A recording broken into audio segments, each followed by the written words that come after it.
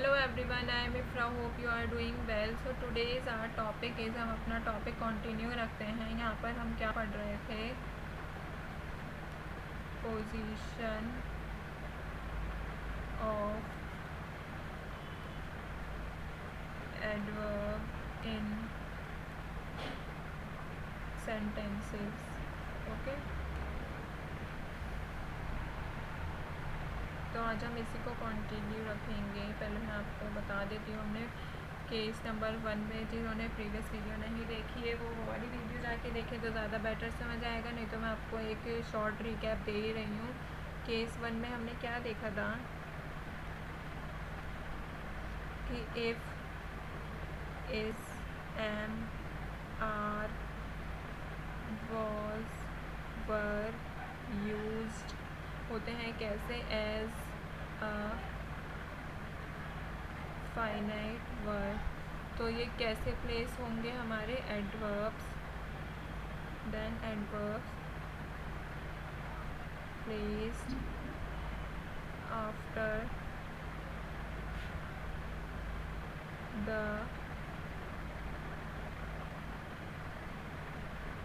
Finite words. Okay, इसका मैं एक एग्ज़ाम्पल भी लिखवा देती हूँ फिर से, एग्ज़ाम्पल से ज़्यादा अच्छे से क्लियर होता है। जैसे I am always here for you. तो इसमें क्या है, इसमें ये आ रहा है एम यूज़ हुआ है, आई एम। ओके, तो एम के नेक्स्ट क्या था?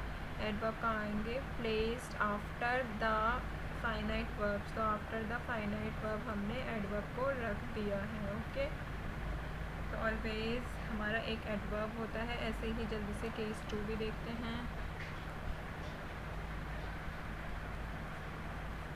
केस 2 में हमने क्या पढ़ा था कि एडवर्ब्स प्लेस्ड होते हैं before the finite verbs.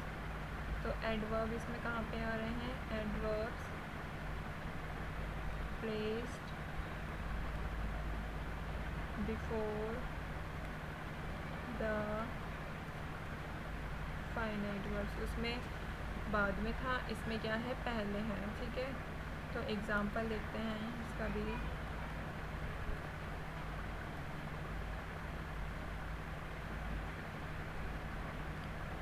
The sun always sets in the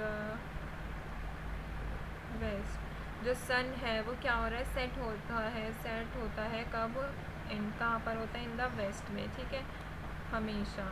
तो इसमें क्या हो रहा है, आप ध्यान से देखेंगे। ये केस 2 क्या कह रहा था कि एडवर्ब प्लेस्ड होता है फाइनाइट वर्ब से पहले। तो आप देखिए इसमें फाइनाइट वर्ब क्या है? पर दिस इज, ये क्या है? हमारी फाइनाइट वर्ब। इससे पहले क्या लिया हमने? एडवर्ब। तो यहाँ पे फाइनाइट वर्ब क्या हो गई हमारी?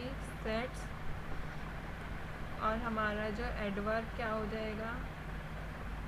वो हो जाएगा हमारा ऑलवेज। ओके, तो आपको क्लियर हो गया होगा। अब हम पढ़ते हैं case number 3।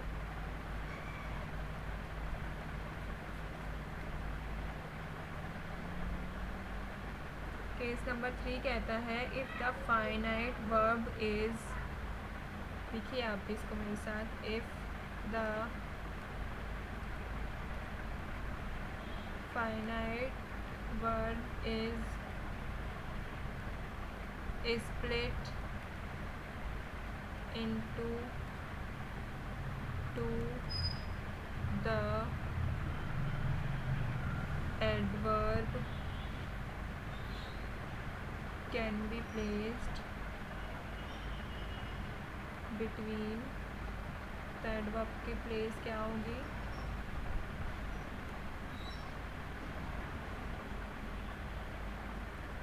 Between the two words.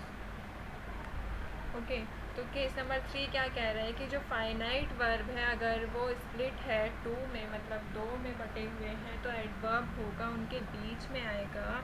जैसे कि बिटवीन, कौन कौन सी?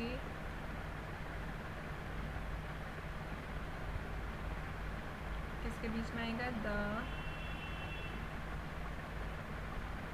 हेल्पिंग वर्ब एंड द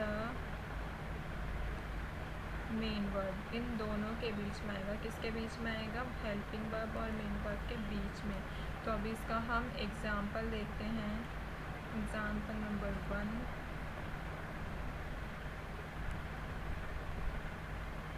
जैसे they will surely meet you there. तो ये सेंटेंस क्या कह रहा है? दे विल श्योरली, वो तुमसे पक्का मिलेंगे। कहाँ पर? देयर, वहाँ पर। ठीक है, तो इसमें देखिए ये क्या कह रहा था, जब फाइनाइट वर्ब हमारे 2 में बटे हुए होंगे,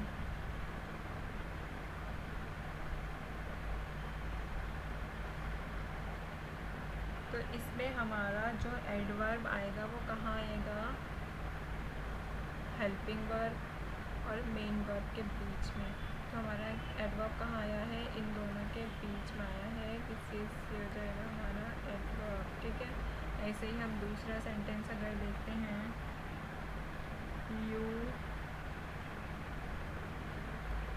must always obey your elders। तो you must always obey your elders, तो this and this हो जाएगी हमारी दोनों तरीके की verbs हो गई हैं। इनके बीच में आ जाएगा always। always होता है हमारा adverb। तो आई होप आपको क्लियर हो चुका होगा अभी तक कि हेल्पिंग वर्ब और मेन वर्ब के बीच में जो आएगा वो यहाँ वो होगा हमारा केस नंबर 3। ऐसे ही एक और एग्जांपल अगर हम देखते हैं,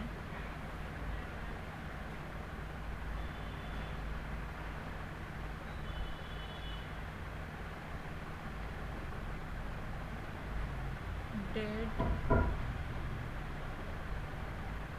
Harry never go to school. तो हमारा क्वेश्चन पूछा जा रहा है, तो did Harry never go to school, क्या हैरी कभी स्कूल नहीं गया? तो इसमें क्या हो जाएगा? क्या है इसमें एडवर्ब, आपको एडवर्ब की पहचान अब अलग से ही हो गई होगी। एडवर्ब की पहचान क्या होती है कि वो इसमें क्या है? कभी नहीं, हमें बता रहे हैं कि कब गया, कभी नहीं गया। तो did Harry never go to school, ये हमारा इससे पहले आ रहा है। ओके, तो ये हो जाएगा हमारा एडवर्ब। तो आपको ध्यान रखना है केस नंबर 1 में था कि जो फाइनाइट वर्ब है उसके बाद आएगा एडवर्ब। केस नंबर 2 में था फाइनाइट वर्ब के पहले आएगा। और केस नंबर 3 में था कि फाइनाइट वर्ब स्प्लिट होंगी 2 में, तो एडवर्ब जो होगा वो हमारी हेल्पिंग वर्ब और मेन वर्ब के बीच में आएगा। ठीक है, यहाँ पे ये सब तीनों पार्ट जो है ये श्योरली, ऑलवेज और नेवर, ये बीच में ही आए हैं दोनों वर्ब्स के। ठीक है,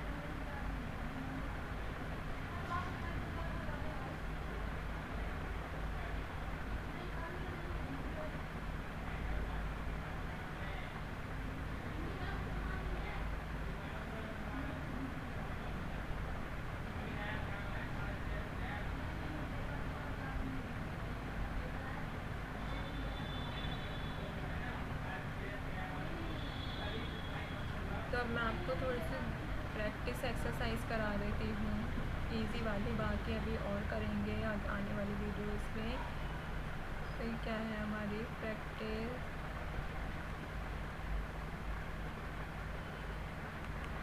एक्सरसाइज के 2-4 क्वेश्चन ले लेते हैं। फर्स्ट है कि आपको इसमें से मुझे बताना है सिलेक्ट करके कि एडवर्ब कौन सा है। ठीक है,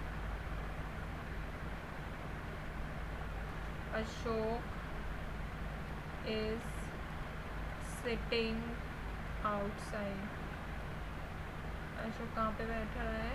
आउटसाइड। ठीक है, तो इसमें आपको बताना है, क्या बताना है यहाँ पे मैं लिख देती हूँ, circle the adverb of place. Okay, तो अब आपको बहुत बड़ी हिंट मिल रही है। तो Ashok is sitting outside, where outside, तो अशोक इज सिटिंग आउटसाइड ये हो गई एडवर्ब ऑफ प्लेस। ऐसे अगर मैं दूसरा क्वेश्चन लेती हूँ तो इससे क्या होगा, आपको थोड़ा सा आइडिया हो जाएगा।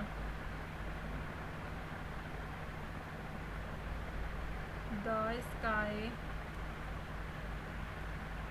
इज अबव, चलो मैं क्वेश्चन से लिख देती हूँ। She has gone away, God is everywhere,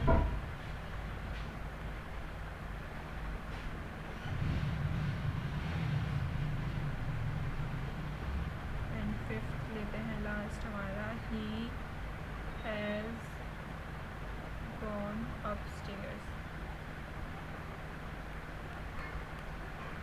okay, तो अब आप मुझे बताइए, आप कमेंट करते रहिएगा आप सारे, आप answer.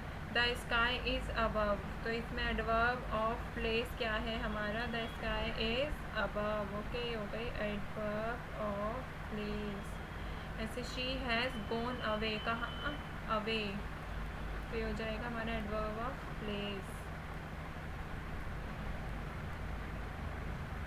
God is everywhere, God कहाँ है, एवरीवेयर, ये भी क्या हो जाएगा एडवर्ब ऑफ प्लेस। ऐसे ही हैज़ गॉन अपस्टेयर्स, कहाँ चला गया वो, अपस्टेयर्स, तो ये भी हो जाएगा हमारा एडवर्ब ऑफ प्लेस। तो एडवर्ब ऑफ प्लेस आपको याद होगा क्या बताता है हमें, वेयर। तो इन सब से हमें पता चल रहा है अशोक कहाँ बैठ रहा है, बाहर, स्काई क्या है अबव, और गॉड कहाँ है, हर जगह, और वो कहाँ गया, अपस्टेयर्स। ठीक है, आगे हम और एक्सरसाइज करेंगे। ये तो एक छोटा सा ऐसे ही था ताकि आपको रिमाइंड हो जाए, एक बार याद आ जाए। बाकी हम अपना आज का टॉपिक तो आपको क्लियर हो ही गया होगा, हमने तीनों केसेस समझ लिए हैं। एडवर्ब की पोजीशन क्या होती है सेंटेंसेस में, वो भी हमने पढ़ लिया है, कुछ सेंटेंसेस भी देखे थे उसके एग्जाम्पल। नेक्स्ट वीडियो में हम दूसरा टॉपिक करेंगे, जब तक के लिए stay tuned and thank you.